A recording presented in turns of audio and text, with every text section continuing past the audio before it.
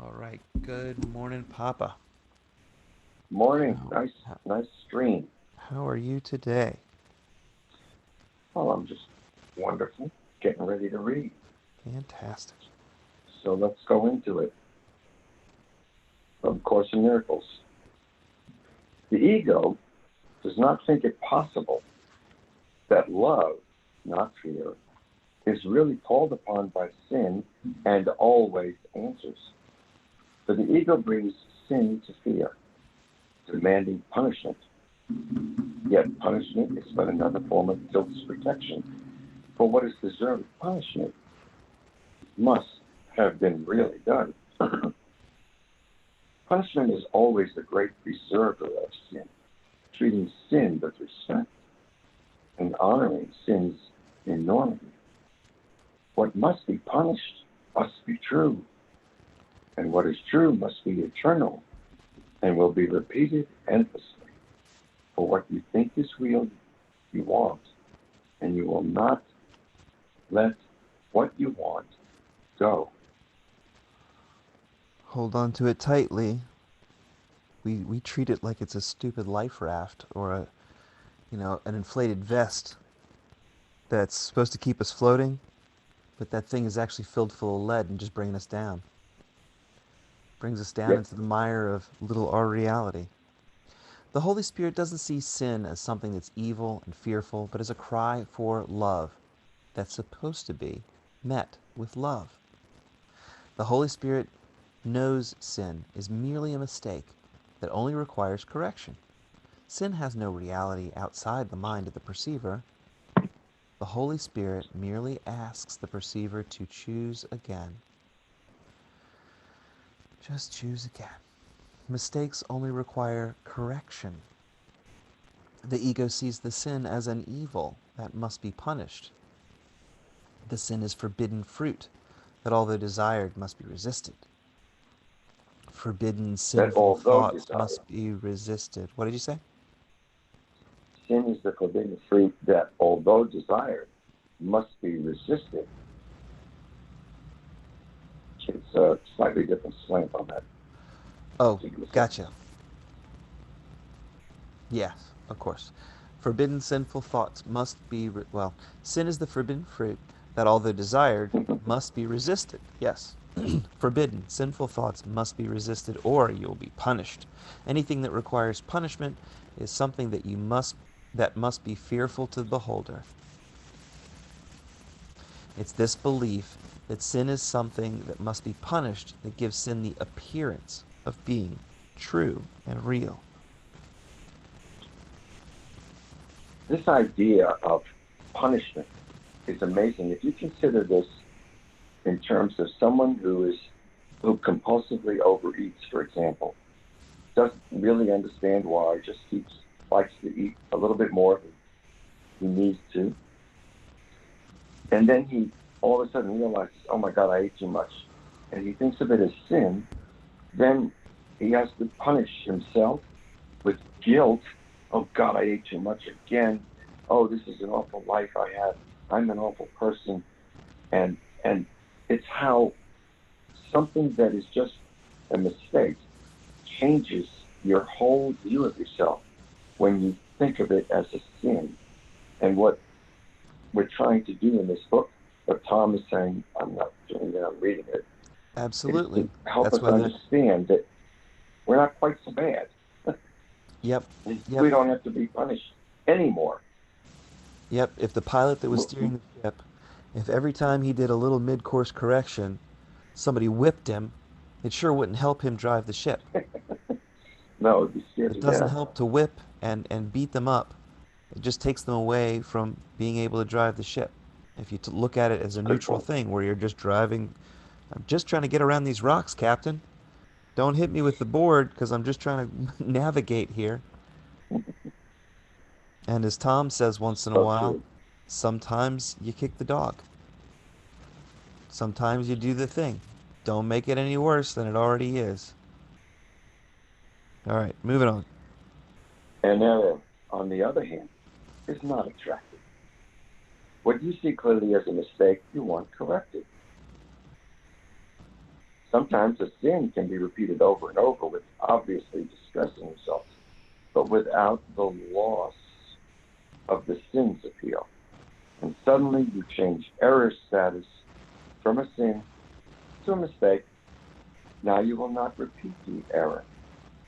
You will merely stop and let the mistake go, Yes. unless the guilt remains.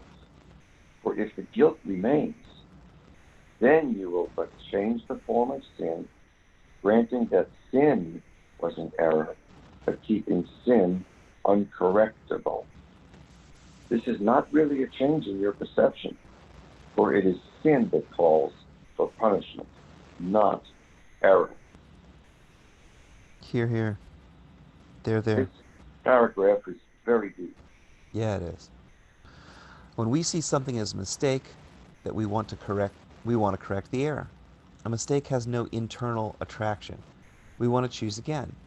If we looked upon something as sin, it has the attraction of the forbidden fruit. We want the fruit, but we don't want to be caught. We feel guilty when we are not caught. And when we're caught, we demand that we be punished so that we can be purged from our guilt. Once punished, we repeat sin. Once punished, we repeat the sin since we still desire the forbidden fruit. Sin is a vicious, vicious cycle. And here comes, hopefully, some answer. The Holy Spirit cannot punish sin. Mistakes, the Holy Spirit recognizes, and the Holy Spirit would correct. Mistakes, the Holy Spirit recognizes, and the Holy Spirit would correct all mistakes as God entrusted the Holy Spirit to do. But sin, the Holy Spirit knows not, nor can the Holy Spirit recognize mistakes that cannot be corrected. For a mistake that cannot be corrected is meaningless to the Holy Spirit. You can highlight that one, Lee. Okay. Mistakes are for correction, and mistakes call for nothing else.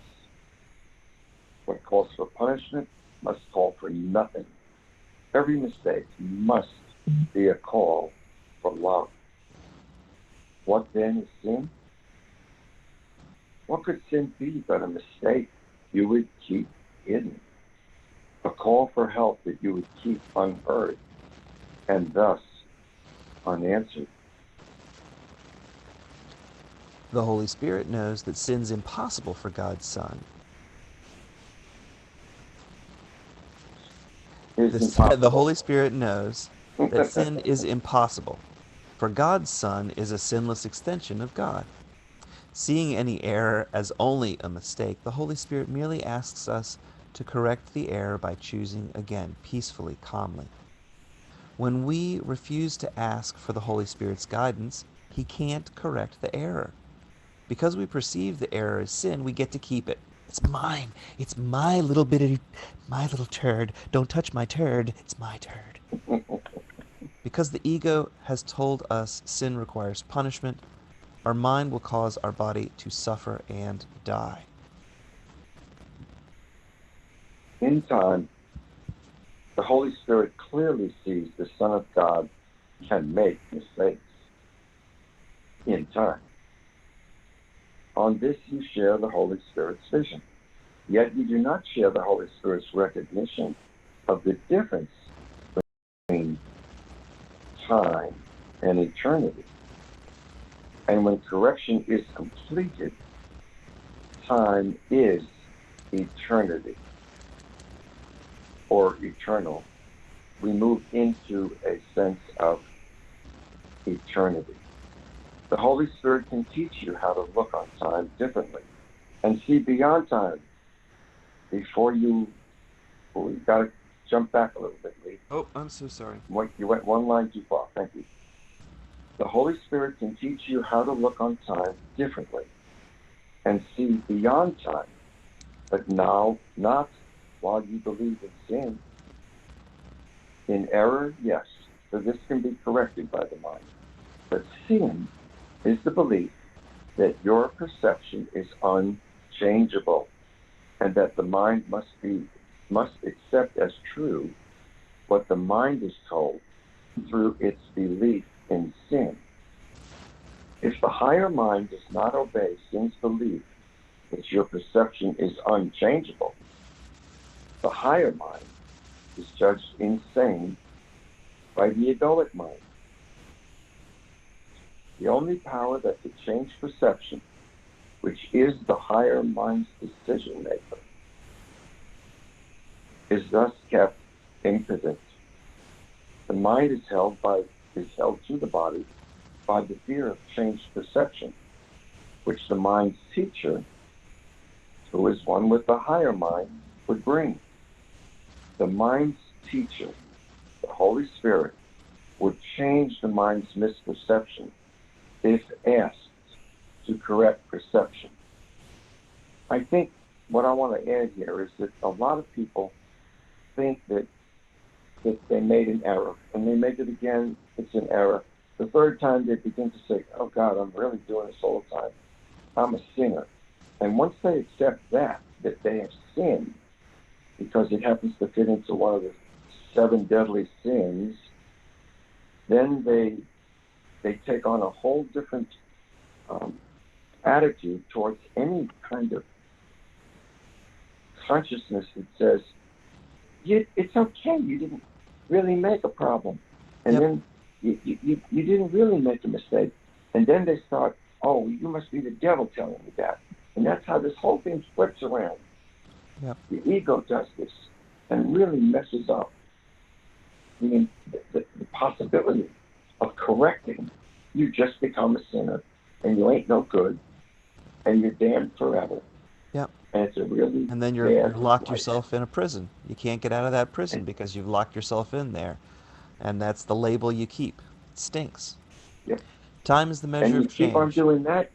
One last thing, if you keep doing that, other people are going to start to corroborate with That's right. That's right. stupid idea. You Yeah, say you you're a keep on sinner? screwing Okay, up. you're a sinner. You're a screw up. Yeah, Yeah. that proves it. Yep. I've been locked in that jail. I hate that jail. But that jail only has 3 walls.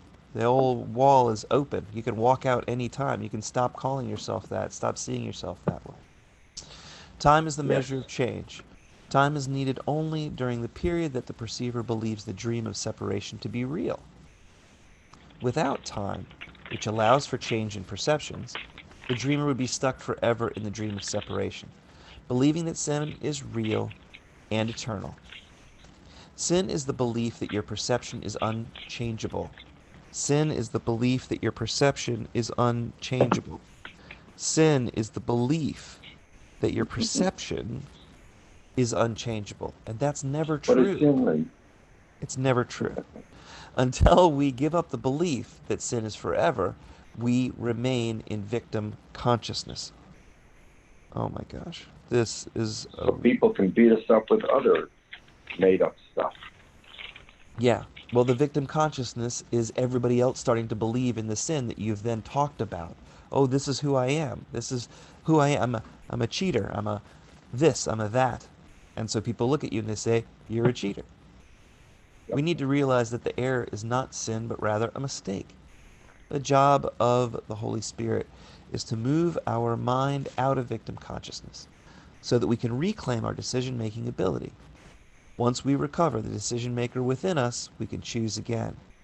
This time, we will choose the thought system of the Holy Spirit, which is the voice for Christ's consciousness. Oh, a little bit too much. Time allows for the split-minded to relearn the truth of what they are. We all have been given all the time we need to successfully complete this relearning process. Once completed, time's function will be no more, and time will fade away into the eternal now.